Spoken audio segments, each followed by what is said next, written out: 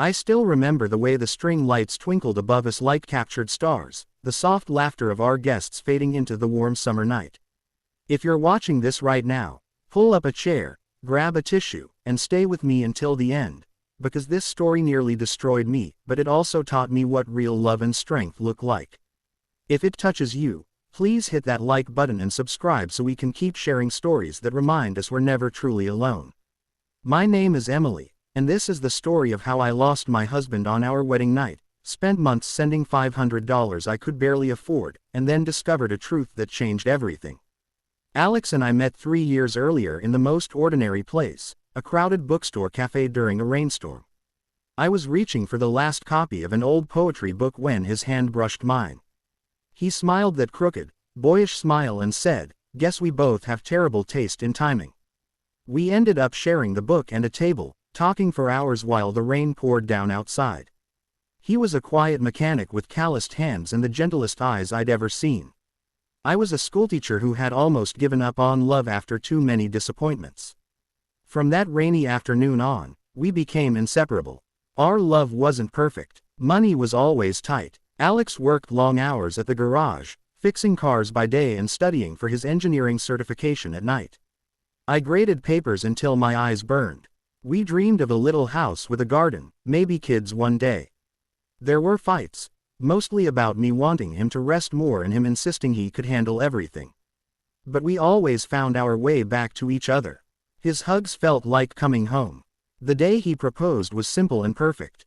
He got down on one knee in the same cafe where we met, now sunny and bright, and slipped a modest ring on my finger. "I don't have much," he whispered, "but I have all my love for you. Marry me, Em." I said yes through happy tears. Our wedding was everything I had imagined. A small outdoor ceremony at the lake where we had our first date. White flowers, soft music, friends and family gathered close. When Alex saw me walking down the aisle in my simple lace dress, his eyes filled with tears. He mouthed, "Beautiful," and I felt like the luckiest woman alive. We said our vows as the sun set, promising to love each other through every season. The kiss that sealed our marriage was full of joy and hope. That night, after the guests left and we were finally alone in our honeymoon cabin by the lake, we danced slowly in the living room to our song. We laughed, we cried a little, and we held each other like the world outside didn't exist. It was the most beautiful night of my life, until it wasn't. We were lying in bed, wrapped in each other's arms, whispering about our future when Alex suddenly gasped. His body went rigid. I thought at first he was joking, teasing me. Then I saw the pain in his eyes. Chest, he managed before collapsing. I screamed, called 911, did everything I could think of. The paramedics arrived fast, but it was too late. A massive heart attack, they said later. Undetected congenital defect. He was gone before we even reached the hospital. My husband, my best friend, died on our wedding night. The days that followed were a blur of grief so heavy it felt like drowning.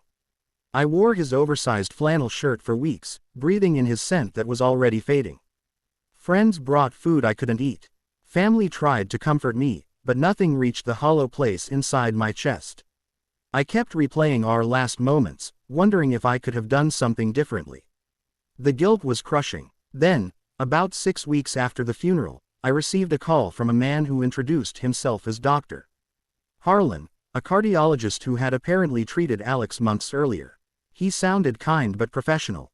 He told me Alex had come to him secretly with severe symptoms but refused full treatment because he didn't want to worry me before the wedding. There were outstanding medical bills, tests, consultations, medication, that Alex had tried to hide. Dr. Harlan explained that the hospital had a charity fund, but some personal costs remained. He gave me an account number and said contributing what I could would help settle the matter and honor Alex's memory. I was devastated all over again. My husband had been suffering in silence, protecting me even then. I was barely making ends meet on my teacher's salary, but I started sending $500 every month.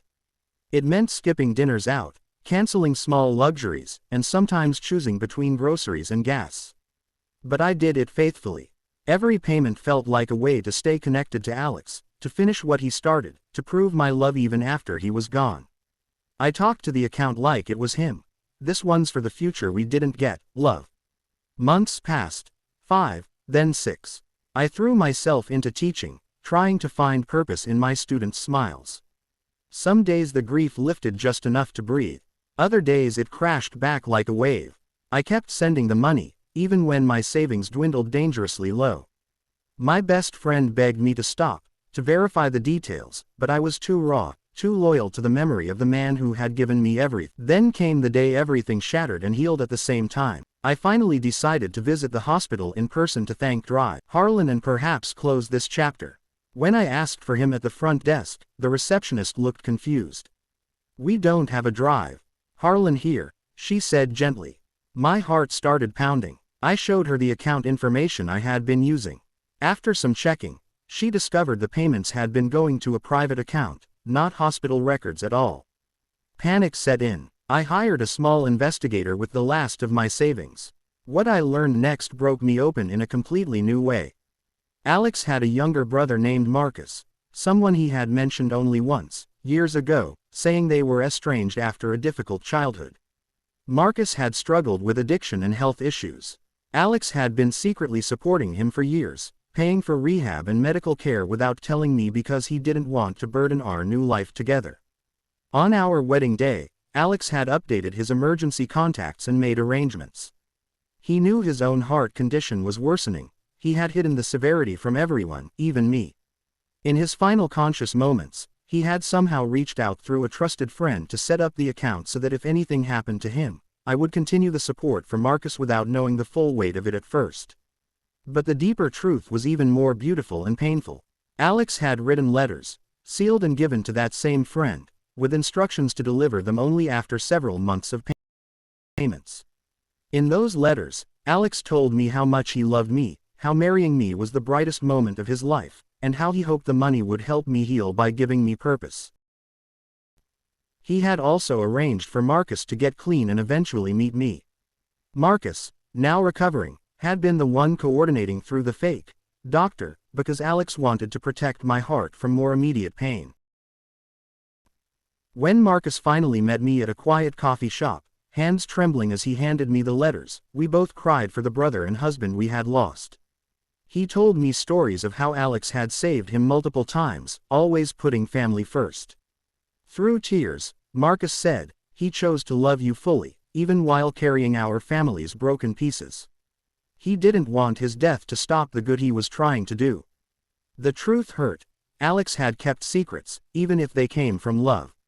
But it also freed me. I wasn't sending money to a ghost or a scam. I was continuing my husband's quiet legacy of compassion. I stopped the automatic payments and instead set up a proper support fund in Alex's name with Marcus's help. We became friends, bonded by loss and by the man who had loved us both fiercely. Today, 2 years later, I still miss Alex every single day. His flannel shirt hangs in my closet. But I've learned that love doesn't end when a heartbeat stops. It transforms. It asks us to keep choosing kindness, even when it's hard. I've started living again, traveling to the places we dreamed about, teaching with more passion, and opening my heart to new possibilities. Marcus is doing well, working and staying clean. We honor Alex together. If you're going through loss, betrayal, financial struggle, or wondering how to keep going when everything falls apart, please know this. The truth might hurt at first, but it can also reveal the hidden strength and love that was always there. Keep showing up for others.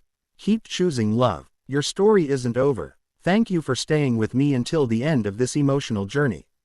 If this story moved you, touched your heart, or reminded you of your own resilience, please like this video and subscribe to the channel. Turn on notifications so you never miss the next story that might help you heal or find hope. Share it with someone who needs it. We're all in this together. Until next time, hold on to love, even when it hurts. It's the one thing death can't take away.